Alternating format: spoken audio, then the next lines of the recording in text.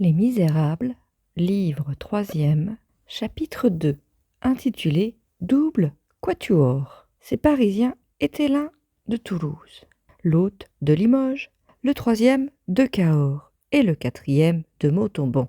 Mais ils étaient étudiants. Et qui dit étudiant dit parisien. Étudier à Paris, c'est naître à Paris. Ces jeunes gens étaient insignifiants. Tout le monde a vu ces figures-là, 4 échantillons du premier venu, ni bons, ni mauvais, ni savants, ni ignorants, ni des génies, ni des imbéciles. Beaux de ce charmant avril qu'on appelle 20 ans, c'étaient 4 Oscars quelconques. Car à cette époque, les Arthurs n'existaient pas encore. Brûler pour lui les parfums d'Arabie, s'écriait la romance. Oscar avance, Oscar je vais le voir. On sortait d'Ouzian, l'élégance était scandinave et calédonienne. Le genre anglais pur ne devait prévaloir que plus tard. Et le premier des Arthurs, Wellington, venait à peine de gagner la bataille de Waterloo. Ces Oscars s'appelaient l'un Félix Tholomyès de Toulouse, l'autre Listolier de Cahors, l'autre Fameuil de Limoges, le dernier Blachevelle de Montauban. Naturellement, chacun avait sa maîtresse. Blachevelle, aimée, favorite, ainsi nommée, parce qu'elle était allée en Angleterre. Listolier adorait Dahlia, qui avait pris pour nom de guerre un nom de fleur. Fameuil idolâtrait Séphine, abrégée de Joséphine. Ptolémée avait Fantine, dite la blonde, à cause de ses beaux cheveux couleur de soleil. Favorite, Dahlia, Séphine et Fantine étaient 4 ravissantes filles, parfumées et radieuses, encore un peu ouvrières, n'ayant pas tout à fait quitté leur aiguille, dérangées par les amourettes, mais ayant sur le visage un reste de la sérénité du travail et dans l'âme cette fleur d'honnêteté qui dans la femme survit à la première chute. Il y avait une des 4 qu'on appelait la jeune, parce qu'elle était la cadette, et une qu'on appelait la vieille. La vieille avait 23 ans. Pour ne rien sceller, les 3 premières étaient plus expérimentées, plus insouciantes et plus envolées dans le bruit de la vie que Fantine la blonde, qui en était à sa première illusion. Dahlia Séphine, et surtout Favorite, n'en aurait pu dire autant. Il y avait déjà plus d'un épisode à leur roman à peine commencé, et l'amoureux, qui s'appelait Adolphe au premier chapitre, se trouvait être Alphonse au second, et Gustave au troisième. Pauvreté et coquetterie sont 2 conseillères fatales. L'une gronde, l'autre flatte, et les belles filles du peuple les ont toutes les 2 qu'ils leur parlent bas à l'oreille. Chacune de son côté, ces âmes mal gardées écoutent. De là, les chutes qu'elles font et les pierres qu'on leur jette. On les accable avec la splendeur de tout ce qui est immaculé et inaccessible. Hélas, si la Jungfrau avait faim, Favorite, ayant été en Angleterre, avait pour admiratrice Séphine et Dahlia. Elle avait eu de très bonnes heures chez soi. Son père était un vieux professeur de mathématiques brutal et gasconnais. Point marié, courant le cachet malgré l'âge, ce professeur, étant jeune, avait vu un jour la robe d'une femme de chambre s'accrocher à un garde-cintre. Il était tombé amoureux de cet accident. Il en était résulté Favorite. Elle rencontrait de temps en temps son père qui la saluait. Un matin, une vieille femme à l'air béguin était entrée chez elle et lui avait dit « Vous ne me connaissez pas, mademoiselle ? Non ? Je suis ta mère. » Puis la vieille avait ouvert le buffet, bu et mangé, fait apporter un matelas qu'elle avait, et s'était installée. Cette mère, grognon et dévote, ne parlait jamais à Favorite, restait des heures sans souffler mot, déjeunait, dînait et soupait, comme 4, et descendait faire salon chez le portier, où elle disait du mal de sa fille, ce qui avait entraîné Dahlia vers Listolier, vers d'autres peut-être, vers l'oisiveté. C'était d'abord de trop jolis ongles roses. Comment faire travailler ces ongles-là ? Qui veut rester vertueuse ne doit pas avoir pitié de ses mains. Quant à Séphine, elle avait conquis Fameuil, par sa petite manière mutine et caressante de dire « oui, monsieur ». Les jeunes gens étant camarades, les jeunes filles étant amies, ces amours-là sont toujours doublés de ces amitiés-là.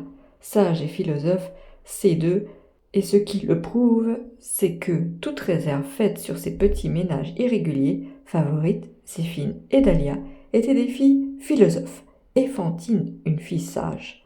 Sage, dira-t-on, Et Ptolémée, Salomon répondrait que l'amour fait partie de la sagesse.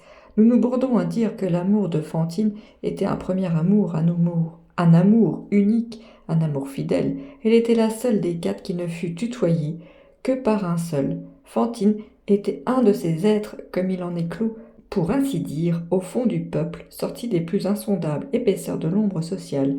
Elle avait au front le signe de l'anonymat et de l'inconnu. Elle était née à Montreuil-sur-Mer. De quels parents? Qui pourrait le dire? On ne lui avait jamais connu ni père ni mère. Elle se nommait Fantine. Pourquoi Fantine? On ne lui avait jamais connu d'autre nom.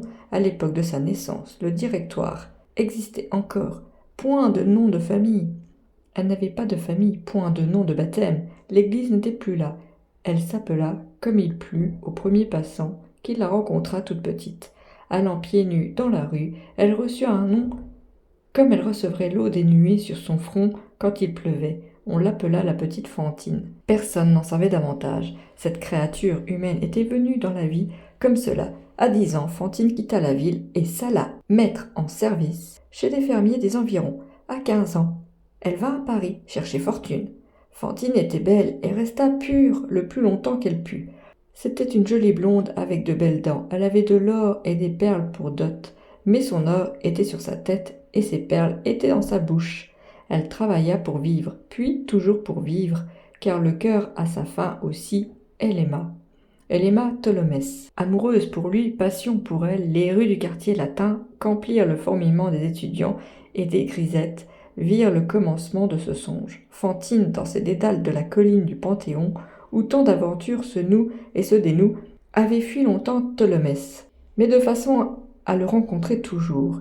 Il y a une manière d'éviter qui ressemble à chercher. Bref, l'éclogue eut lieu. Bachevel, Listolier et Fameuil formaient une sorte de groupe dont Tholomyès était la tête.